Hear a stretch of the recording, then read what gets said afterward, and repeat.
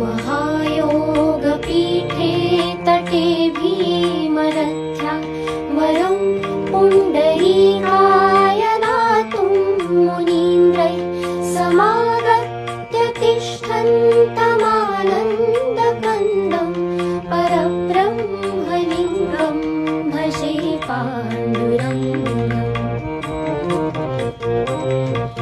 तडिद्वाससं नीलमेघावभासं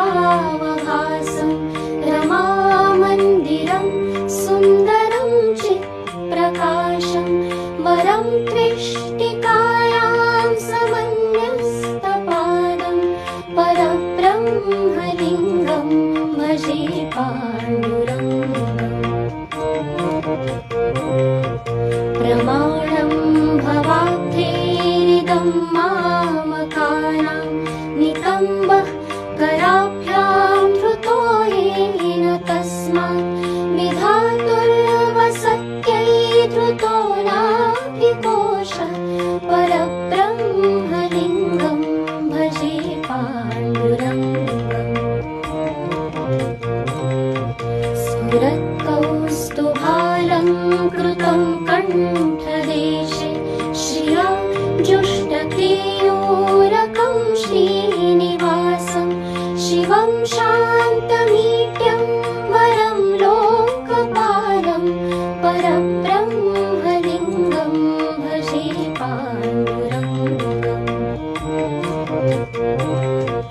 शरच्चन्द्रबिम्बाननं चारुहासं लसत्कुण्डलाक्रान्तगण्डस्थलाङ्गं जपारागबिम्बाधरं कञ्जनेत्रं परब्रह्मलिङ्गं भजे पाण्डुरङ्गम्।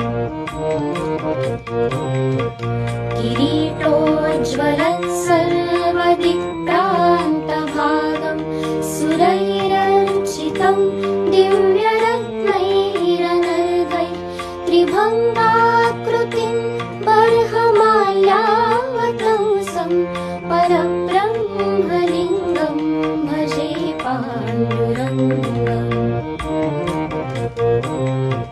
विभुं वेणुनादं चरन्तं दुरन्तं स्वयं लीलया गोपवेशं दधानं गवां वृन्दकानन्दं चारुहासं परब्रह्मलिङ्गं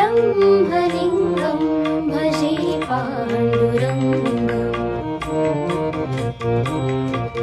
अजं रुक्मिणीप्राणसञ्जीवनन्तं परं धाम कैवल्यमेकं तुरीयं प्रसन्नं प्रपन्नार्तिहं देवदेवं परब्रह्मलिङ्गं भजे पाण्डुरङ्गम्।